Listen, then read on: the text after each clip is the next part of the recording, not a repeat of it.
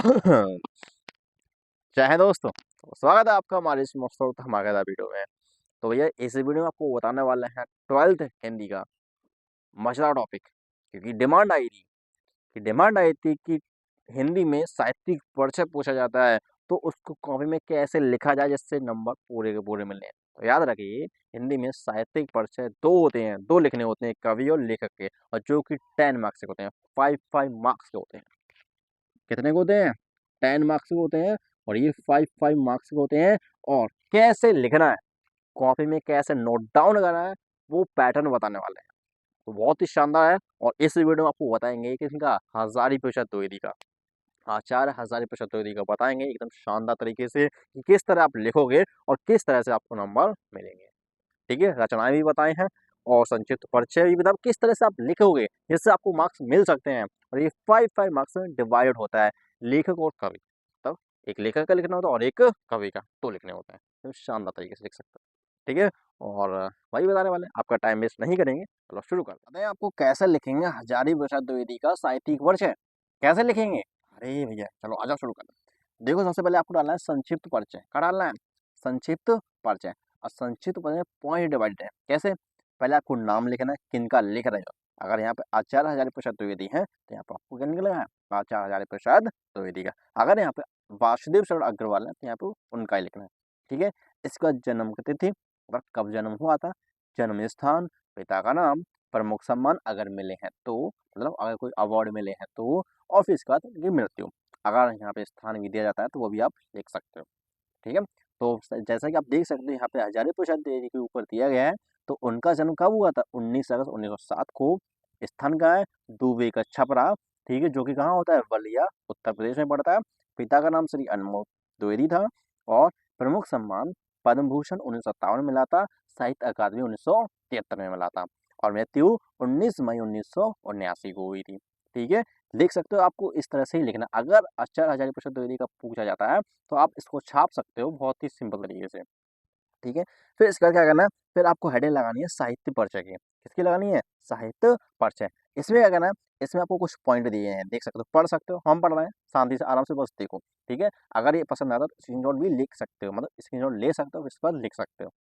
फिर आपको क्या, इसमें क्या लिखना है? आपको इसमें लिखना है आचार्य हजारी प्रसाद द्विवेदी हिंदी साहित्य के प्रख्यात निबंधकार, आलोचक, उपन्यासकार, महान विद्वान थे। अगर इन पॉइंट को आप ब्लैक पेन से, यहाँ पर तो रेड हमने यूज किया लेकिन आप ब्लैक को ही यूज करना है। ठीक है, पेन का मत बन जाइए। ठीक है, यहाँ पे आपको ब्लैक पेन यूज करना है और ये आप पॉइंट लिख सकते हो जिससे एग्जामिनर इंप्रेशन बढ़ेगा। ठीक है, और आप यहाँ पे फुल मार्क्स गेट कर सकते हो। ठीक है, बहुत ही महान विद्वान थे। इसके बाद उन्होंने संस्कृत, ज्योतिष, हिंदी का गहन अध्ययन किया था। ठीक है, और फिर मतलब अध्ययन कहाँ किया? काशी। उन्होंने संस्कृत, ज्योतिष, हिंदी का गहन अध्ययन काशी और शांति निकेतन में। कहाँ पर किया भैया?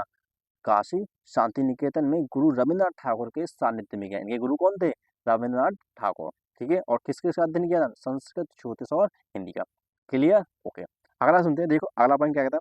वे काशी हिंदू विश्वविद्यालय, वे काशी हिंदू विश्वविद्यालय यूनिवर्सिटी, पंजाब विश्वविद्यालय के हिंदी विभाग के अध्यक्ष भी रहे। ठीक, द्विवेदी जी ने अपनी रचनाओं में भारतीय संस्कृति, मानवीय मूल्यों को प्रमुखता दी है। देख सकते हो, बहुत ही शानदार है। ठीक है, आपके लिए चार्ट के लाए क्योंकि डिमांड आई थी।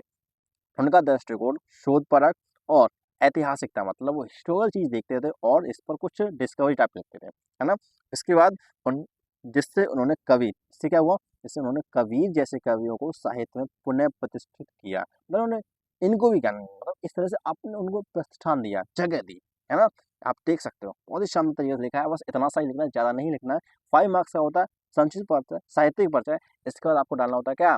प्रमुख रचनाएं, मतलब इन्हें क्या क्या लिखा है, क्या क्या इन्हें रचित किया, रचनाएं क्या क्या है। तो सबसे पहले इनका निबंध संग्रह, निबंधकार थे। ठीक है, तो निबंध संग्रह में अशोक के फूल, कुटज, कल्पलता, अशोक पर। याद रखिए, निबंध जो इनकी रचनाएं हैं वो आपको आगे भी काम आएंगे, क्योंकि कंपटीशन एग्जाम में इनका बहुत ही यूज होता है। और आपकी जो एमसीक्यू आने वाले वो इनके ही आने रहते हैं। ठीक है, तो अगर आपके एमसीक्यू के लिए नहीं होते तो क्या करो, आपके ही टॉप, मतलब आपकी बुक में जो लेखक हैं और कवि हैं उनकी रचनाएं देख लो, आपके एमसीक्यू लगभग 80 या 60% क्लियर हो जाएंगे। ठीक है, अगला है उपन्यास। तो बाणभट्ट की आत्मकथा, चारुचंद्र लेख, पुनर्नवा, अनामदास का पौधा, ये इनकी उपन्यास, उपन्यासकार भी थे। आलोचक भी थे, इतिहासकार भी थे। तो क्या हिंदी साहित्य की भूमिका, कवि, सुर साहित्य, हिंदी साहित्य काल, समझ रहे हैं ना? ये हैं उनके क्या मोस्ट मोस्ट इम्पोर्टेंट टॉपिक्स। और यही आपका क्या है, आचार्य हजारी प्रसाद द्विवेदी का संक्षिप्त पर, जो कि 5 मार्क्स में पूछा जा सकता है और यहाँ से आप 5 मार्क्स क्लियर कर सकते हो। आपको इसमें बताएं क्या, पैटर्न बताएं बस। क्या बताएं? सिर्फ पैटर्न। आप इस तरह से लिख सकते हो और या इस तरह से अगर आप लिखते हो, अगर आप इस तरह से लिखते हो तो आपके 5 मार्क्स किसी ने नहीं लिए। ठीक है, तो कैसा लगा वीडियो पता ही कमेंट में। चलिए चलते हैं और थैंक्स फॉर आगे बता दीजिए। राम राम, जय हिंद।